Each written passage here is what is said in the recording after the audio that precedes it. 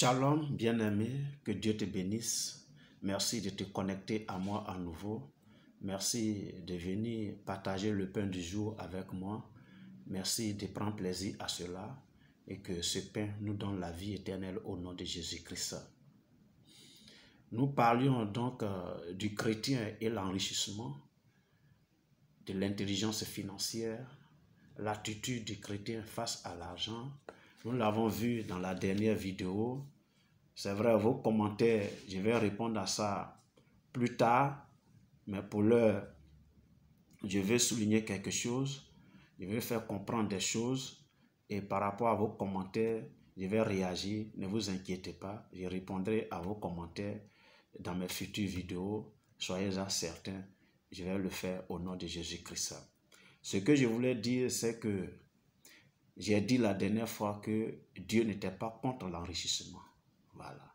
Parce que la richesse appartient à Dieu et Dieu est le Père de tous les chrétiens. Et quand ton Père est riche, alors tu es héritier de cette richesse, alors tu es riche. Un prince n'est jamais pauvre, un prince est toujours riche à cause de la richesse de son papa. Alléluia. Et ici-bas même, on l'a lu la dernière fois que l'argent répondait à tout. Tout s'achète, donc on a besoin d'argent. Donc vouloir devenir riche n'est pas un mal en soi. Mais il y avait des avertissements que Dieu donne. Dieu apporte des avertissements à tous ceux qui veulent s'enrichir et à ceux qui sont déjà riches, n'est-ce pas? Dieu donne des avertissements et c'est de ça qu'il sera question dans cette vidéo.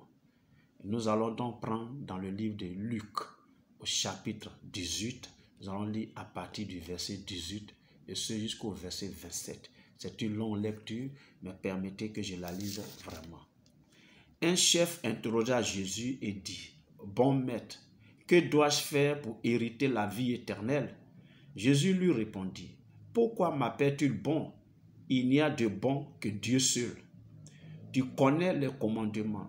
Tu ne commettras point d'adultère, tu ne tueras point, tu ne déroberas point, tu ne diras point de faux témoignages, honore ton père et ta mère. J'ai, dit-il, observé toutes ces choses dès ma jeunesse. » Jésus, ayant entendu cela, lui dit, « Il te manque encore une chose. Vends tout ce que tu as, distribue-le aux pauvres, et tu auras un trésor dans les cieux, puis viens et suis-moi. » Lorsqu'il entendit ces paroles, il devint tout triste car il était très riche. Jésus, voyant qu'il était devenu tout triste, dit qu'il est difficile à ceux qui ont des richesses d'entrer dans le royaume de Dieu. Car il est plus facile à un chameau de passer par le trou d'une aiguille qu'à un riche d'entrer dans le royaume de Dieu. Ceux qui l'écoutaient dirent, « Et qui peut être sauvé ?» Jésus répondit, « Ce qui est impossible aux hommes est possible à Dieu. » Amen.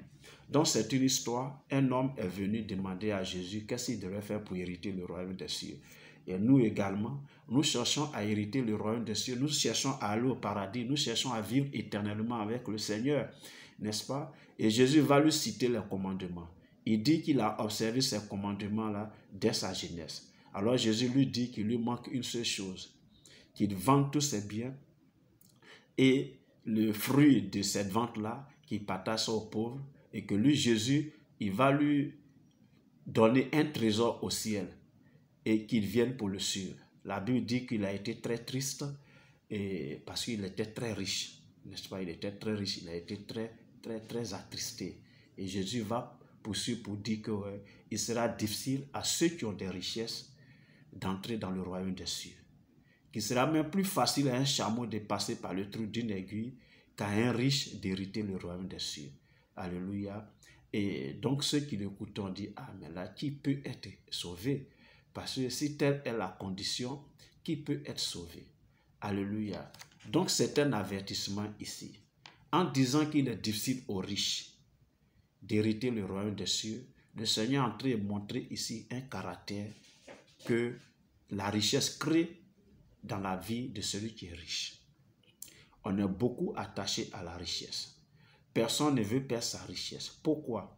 Parce qu'en réalité, La richesse nous donne une certaine position dans la société.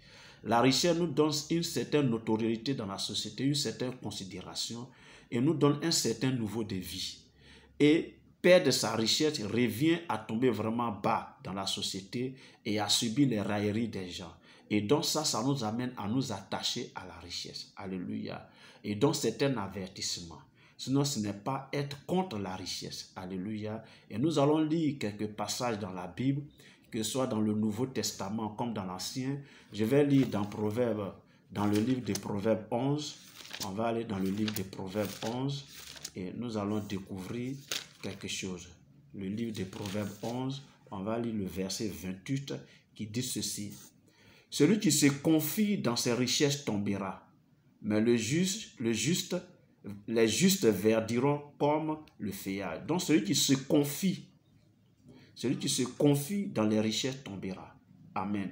Voilà, donc quand tu mets toute ta confiance dans les richesses, tu vas tomber. Alléluia. Et toujours dans le même livre de Proverbes, là on va chercher le chapitre 8, on va lire les versets 10 et 11 qui disent ceci. Préférez mes instructions à l'argent et la science à l'or le plus précieux, car la sagesse vaut mieux que les perles, elle a plus de valeur que tous les objets de prix. Alléluia. Donc déjà, Dieu en train de nous dire qu'on doit plutôt préférer ses instructions. On doit préférer la parole de Dieu. On doit aimer la parole de Dieu. On doit véritablement rechercher la science qui se trouve dans sa parole, l'intelligence qui est dans sa parole. On doit rechercher véritablement la sagesse, parce que la sagesse vaut mieux que les perles. Elle a plus de valeur que les objets de prix. Alléluia. C'est vrai, le riche, la richesse t'impose une certaine façon de vivre. Une grosse maison, une grosse voiture, tu portes les choses riches, tu as des gadgets qui ont une fortune sur toi, etc. Mais Dieu nous met en garde. Donc vous voyez que dans l'Ancien Testament, même Dieu met en garde contre les riches. Celui qui se confie dans les richesses tombera forcément. Et il vaut mieux s'attacher aux instructions de Dieu qu'à la richesse, qu'à l'argent, n'est-ce pas? Donc, c'est des choses que nous devons savoir. Dans le psaume 62, on va voir cela. Dans le psaume 62, j'ai dit que j'allais montrer ici, dans l'Ancien Testament comme dans le Nouveau Testament, qu'il y avait des avertissements comme contre les riches. Donc, le psaume 62 et le verset 11 nous intéresse ici. La dernière partie du verset 11 nous intéresse. Mais je vais quand même lire tout le verset 11 du psaume 62. Il dit ceci. Ne vous confiez pas dans la violence et ne mettez pas un vain espoir dans les rapides. Quand les richesses s'accroissent, n'y attachez pas votre cœur. Amen. Donc quand tu deviens riche, la dernière partie, quand tu deviens riche, il ne faut pas attacher ton cœur à la richesse. Alléluia. C'est ce que dit nous la Bible. Et ça, nous devons le savoir, n'est-ce pas? Et quand on va retourner dans le livre d'Ecclésiaste, là, on va découvrir encore quelque chose d'intéressant, n'est-ce pas? Le livre d'Ecclésiaste, soufflez que je trouve le livre. Je suis dans Cantique des Cantiques, donc je vais revenir un peu en arrière. Donc, le livre d'Ecclésiaste, le chapitre 5 et le verset 9, nous dit ceci. Celui qui aime l'argent n'est pas rassasié par l'argent, et celui qui aime les richesses n'en profite pas. C'est encore là une vanité. Alléluia. Vous voyez, on n'est jamais rassasié d'argent. Quand tu gagnes l'argent, tu veux toujours en avoir beaucoup. Tu vois un peu, ça, on n'est jamais rassasié d'argent. Et c'est ce qu'il dénonce ici. Celui qui aime l'argent n'est pas rassasié par l'argent. Et celui qui aime les richesses n'en profite pas. N'est-ce pas? Parce que tu n'as même pas le temps de profiter de ta richesse. Tu es toujours occupé à toujours chercher l'argent. N'est-ce pas? Et c'est ce qu'il dit ici. Et il dit que c'est une vanité. Alléluia. On va maintenant aller dans le Nouveau Testament. On va lire dans le livre de 1 Timothée. 1 Timothée 6, dans le Nouveau Testament.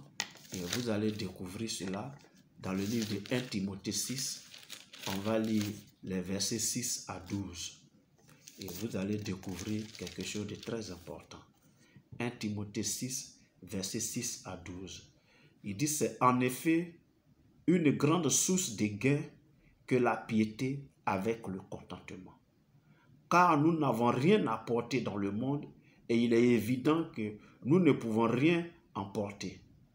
Si donc nous avons la nourriture et le vêtement, cela nous suffira. Mais ceux qui veulent s'enrichir tombent. Mais ceux qui veulent s'enrichir tombent dans la tentation, dans le piège et dans beaucoup de désirs insensés et pernicieux qui plongent les hommes dans la ruine et la perdition. Car l'amour de l'argent est une racine de tous les maux. Et quelques-uns, en étant possédés, se sont égarés loin de la foi et se sont jetés eux-mêmes dans bien des tourments. Verset 11. Pour toi, homme de Dieu, fuis ces choses et recherche la justice, la piété, la foi, l'amour, la patience, la douceur. Combat le bon combat de la foi. Saisis la vie éternelle à laquelle tu as été appelé et pour laquelle tu as fait une belle confession en présence d'un grand nombre de témoins. Alléluia. Donc ici, Dieu est en train de nous dire que non, vouloir s'enrichir là ouvre les portes à beaucoup de vices, à beaucoup de péchés. Et cela nous éloigne de la foi chrétienne. Et c'est pourquoi vous allez voir, il dit c'est en effet une grande source de gain que la piété avec le contentement. Donc nous devons nous contenter de ce que nous avons. Nous devons nous contenter de ce que nous avons. Alléluia.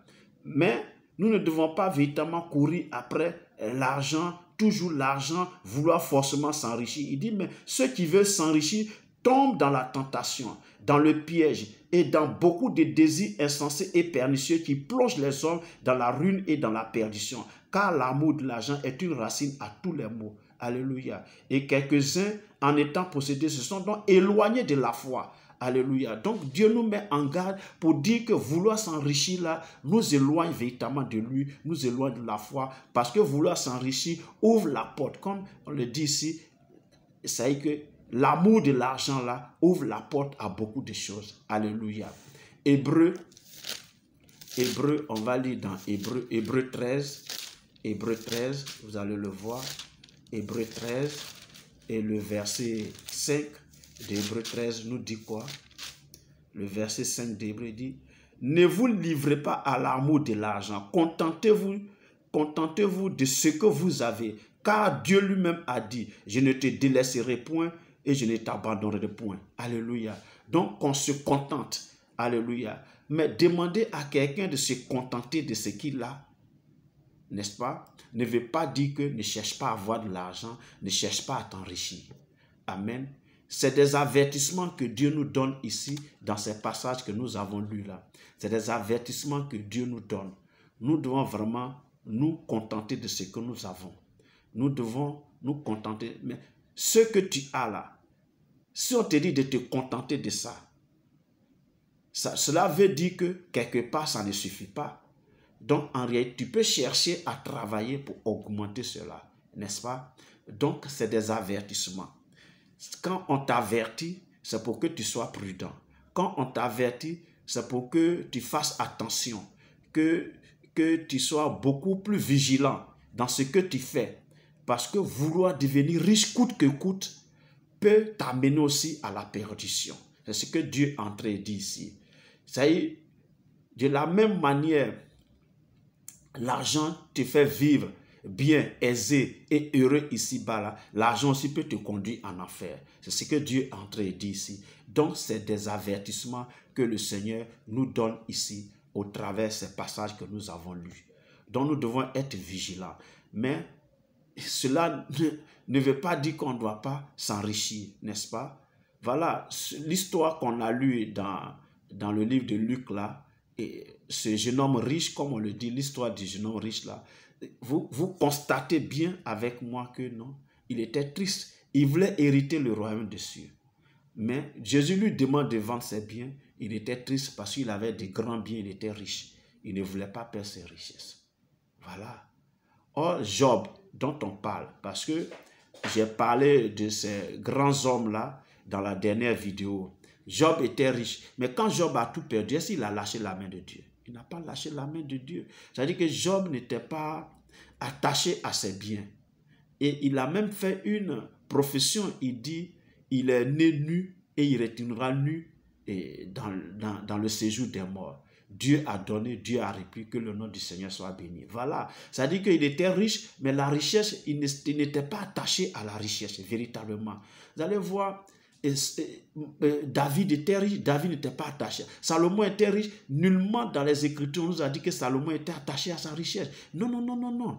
Vous allez voir, Abraham était riche, Isaac était riche, mais nullement il n'était attaché à cette richesse. Mais par contre, quand vous regardez l'attitude des rois de Babylone, Nebuchadnezzar, et Belsassar, et Darius, et autres, quand vous les regardez, c'est des gens qui exhibaient leur richesse, qui faisaient des fêtes pour montrer leur richesse aux gens. Est-ce que vous voyez un peu? Mais ces grands hommes de Dieu qui étaient riches là ne faisaient pas cas de leur richesse. Ils étaient humbles. Job a perdu toute sa richesse, mais cela ne l'a pas empêché d'être attaché à Dieu et de continuer à espérer dans le Seigneur. C'est pourquoi Dieu lui a donné au double tout ce qu'il avait perdu. Alléluia. Donc Dieu nous met en garde simplement, nous avertit, nous donne un avertissement pour que nous soyons prudents, pour que nous soyons sages, pour que nous soyons intelligents, n'est-ce pas? Pour dire que la richesse aussi peut nous amener en affaires. Donc soyons prudents dans notre manière de faire et d'agir par rapport à l'argent, par rapport à l'enrichissement.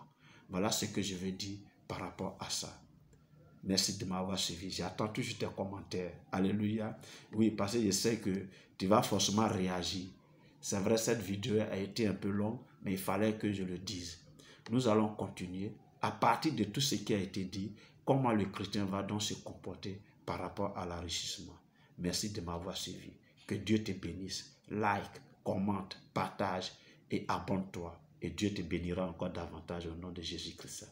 Nous sommes à la prochaine. D'ici là, porte-toi bien. Au nom de Jésus-Christ. Amen.